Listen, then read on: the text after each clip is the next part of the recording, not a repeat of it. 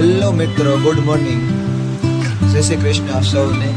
તમે જોઈ શકો છો દિવાળીના અવસર પર મારા એક પરમ મિત્રએ મને આજ લાઈફમાં પહેલી વાર મને એને ગિફ્ટ આપ્યું છે.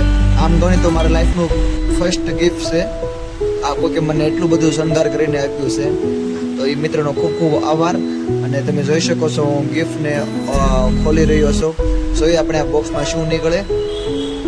ખરેખર અમારું લાઈફમાં બહુ મોટું ગિફ્ટ છે એવું લાગે છે મને. કંઈ કે આવું બધું મને ક્યારેય કોઈ નથી આપ્યું પેકિંગ કરીને, એટલા માટે તમે જોઈ શકો છો એક નાનું બોક્સ છે.